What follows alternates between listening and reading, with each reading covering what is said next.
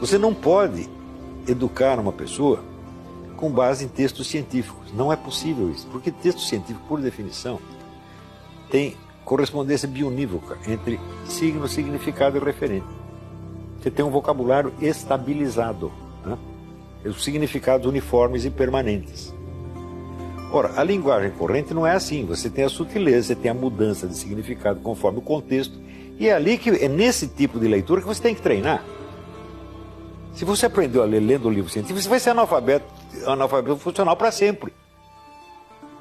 Você tá entendendo? A ciência, claro, a ciência é difícil de aprender, mas a linguagem científica ela é mais simples do que a linguagem corrente. Está entendendo? Porque é sempre correspondência bionívoca, é a linguagem uniforme, né? É unicensas, tudo tem um sentido só, sentido estabilizado igual para todos. Não pode aprender a ler com uma coisa dessa. Você está entendendo? Agora, se você vai ler Shakespeare ou Balzac, opa, a coisa não é assim. Cada linha, né, o sentido das palavras muda, adquire outra ressonância, você tem outro contexto. E é este treinamento da variedade de situações e variedade de intenções subjetivas, isto que é aprender a ler. Lembra que falamos lá atrás de imaginar um site ou uma música? Ali tem outro motivo para ler os clássicos. São as grandes referências da linguagem e a imaginação. A imaginação é como se fosse um projetor de filme dentro da sua cabeça. Quando você escuta uma história, lê um livro ou pensa em algo, ela projeta esses códigos tentando construir uma imagem nítida para quem pensa. Quanto mais nítida for a imagem, mais aprimorada é a competência de imaginar. Livros que apresentam o uso do idioma de forma sofisticada não só fazem uma musculação cerebral desse projetor, como estimulam a memória, as diferentes aplicações de expressões e palavras, apresentam as nuances do idioma, sofisticam a interpretação e ensinam um aluno a utilizá-lo da melhor forma. Os grandes clássicos são os grandes cases de cada idioma. É lá que a linguagem encontrou a menor distância entre a escrita e a experiência. Eles elevam a nossa imaginação, tornando-nos capazes de aprimorar nossos sonhos, nossas virtudes e nossas competências. Quanto mais eu sei, mais eu sou. Adoro dizer isso.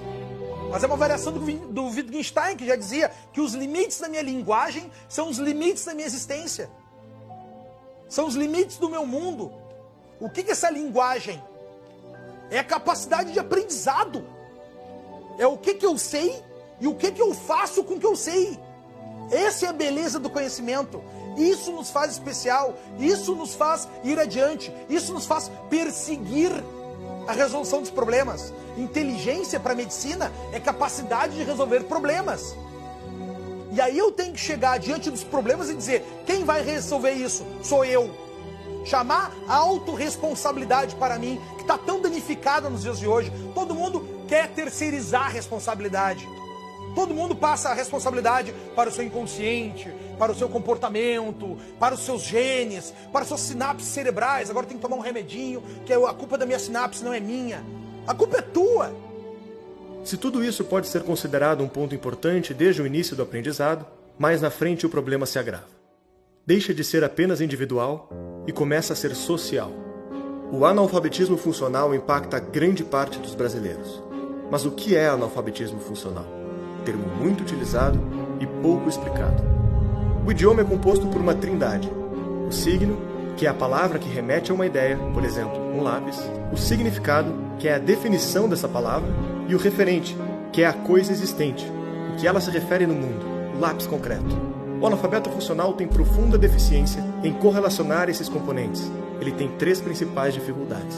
Primeira, ele pode conhecer a palavra e até mesmo a sua definição, mas se vir o fenômeno real na sua frente, sente dificuldade de correlacioná-los.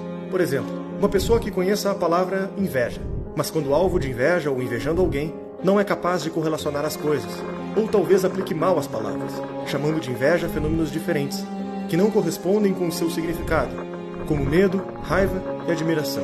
Esse sintoma impede a boa compreensão de textos e até mesmo a interpretação do que outras pessoas dizem, fazendo tomar conclusões erradas sobre a mensagem que está recebendo. Segundo, o analfabeto funcional também pode ser incapaz de fazer o contrário, converter os referentes, as experiências reais do mundo, em signos insignificantes, não conseguindo se expressar através da fala e da escrita.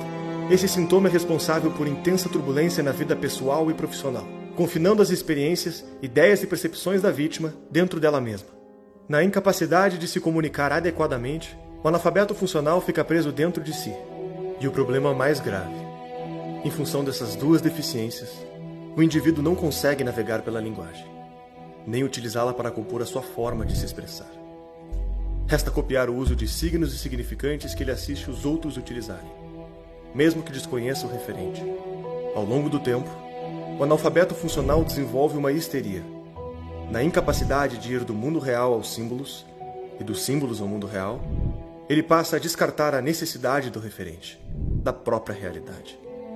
A partir desse momento, ele está apto a acreditar no que diz e no que escuta, mesmo que não diga respeito a nada concreto.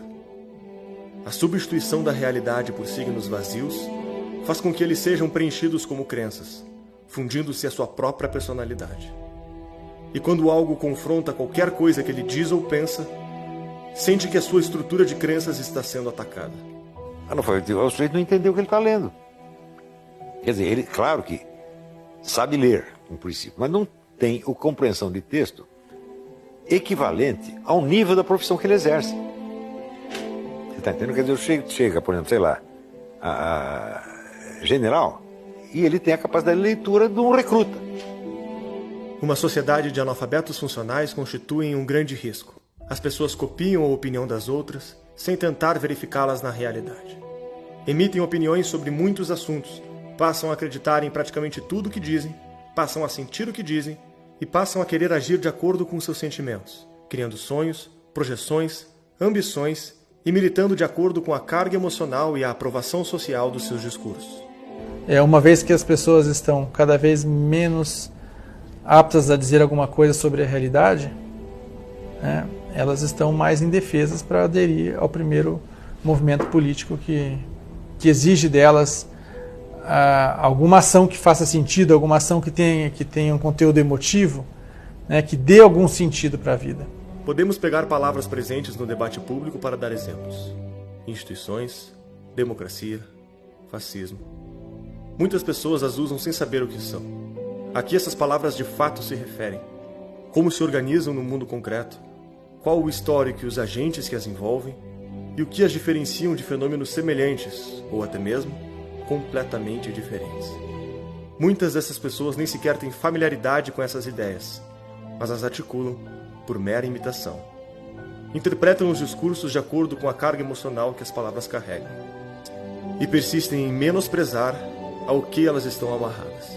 O principal recurso de aprendizado que resta para esses indivíduos é o de perceber nos seus pares qual o discurso mais aprovado e qual o mais rejeitado, e assim ir, por tentativa e erro, calibrando os seus signos sem qualquer referente, vivendo meramente por imitação e condenando a própria inteligência ao exílio.